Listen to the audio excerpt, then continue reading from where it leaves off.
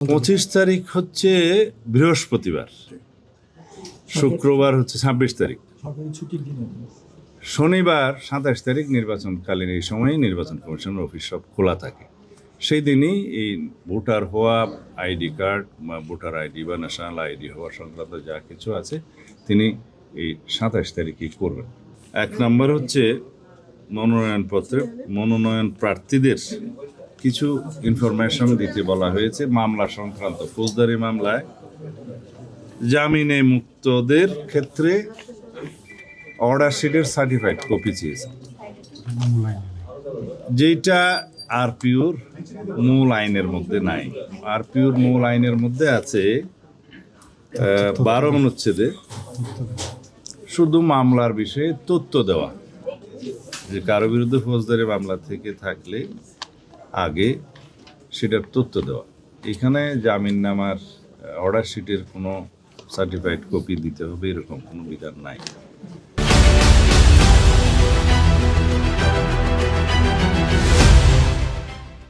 তাছাড়া আপনারা সবাই জানেন যে বিগত ফ্যাসিবাদী আমলের সময় আমাদের অধিকাংশ প্রার্থীদের ক্ষেত্রে যারা মনোনয়ন পেয়েছে এবং সাধারণ জনগণের বিরুদ্ধেও, সাংবাদিকদের বিরুদ্ধেও আছে, কয়েকশো করে গায়েবী মামলা আছে। সেই মামলাগুলোর হদিশই আমরা এখনো করতে পারিনি অনেকগুলো মামলা। তো সেই জন্য আমরা বলেছি যে মনোনয়নপত্রে ফৌজদারি মামলার তালিকা অর্থাৎ আরপিও অনুসারে ইনফরমেশনটাই যথেষ্ট, certified copy of bail, bond, এক্সেট এগুলো যেন না চাওয়া হয়। দ্বিতীয় হচ্ছে অভিযুক্ত।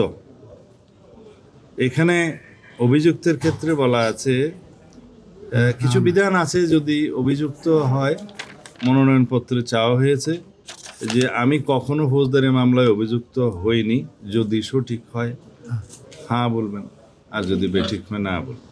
তো যেখানে আমরা তথ্য দিচ্ছি মামলার, সে সমস্ত মামলায় অভিযুক্ত যদি শব্দটা প্রযোজ্য হয়, তাহলে সেই অভিযুক্ত শব্দটা আইনের ভাষায় হচ্ছে framing of the charge by the court.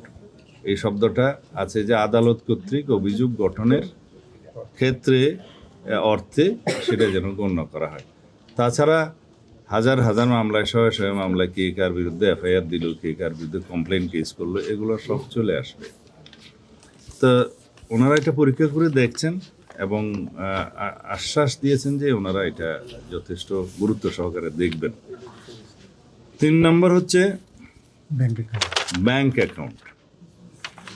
বলা হয়েছে প্রার্থী অথবা এজেন্ট, নির্বাচনী এজেন্ট ব্যয় নির্বাহের ক্ষেত্রে একটা ব্যাংক অ্যাকাউন্ট খুলতে হবে। তো বলা হয়েছে, প্রথমে বলা হচ্ছে যে প্রত্যেক নির্বাচনী এজেন্ট বা যে ক্ষেত্রে নির্বাচনী এজেন্ট নেই সেই ক্ষেত্রে প্রতিদ্বন্দ্বী প্রার্থী। তো এটা একটু উল্টিয়ে লিখলে ভালো হয়। সেটা আমরা বলেছি যে প্রথমে একজন প্রার্থী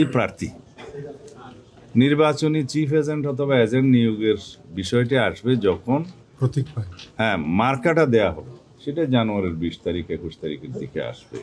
তো তার আগ পর্যন্ত তো প্রার্থী নিজেকেই ব্যাংক অ্যাকাউন্টটা খুলতে হবে। তো সেই জন্য আমরা বলেছি প্রথমে লেখেন যে প্রার্থী অথবা নির্বাচনী এজেন্ট। এটা খুবই সিম্পল কারেকশন, এটা ওনারা করবেন বলে আশ্বাস দিয়েছেন।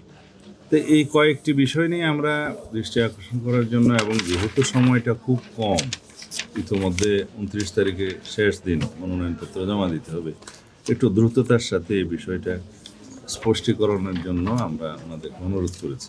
আইন শৃঙ্খলা পরিস্থিতি নিয়ন্ত্রণের দায়িত্ব সরকারের। নির্বাচন চলাকালীন সময়ে নির্বাচন কমিশন যেভাবে চাইবেন সেভাবে কর্মকর্তাদের নিয়োগ বদলি এই সমস্ত হয়। আর কিছু কিছু বিধান আছে প্রশাসনিক কাজে, তাদের এখতিয়ার থাকে, কিন্তু প্রাইমারিলি সব কিছু সরকারের দায়িত্ব। এই ক্ষেত্রে আমরা নির্বাচনী পরিবেশ সুষ্ঠু থাকুক কামনা করি, আশা করি। সরকারকে আমরা আহ্বান জানিয়েছি এবং জনগণও চাই এবার উৎসবমুখর পরিবেশে স্বাধীনভাবে মুক্তভাবে ভোট দিবে। তো সুতরাং আশা করি আইনশৃঙ্খলা পরিস্থিতির ক্রমোন্নতি হবে।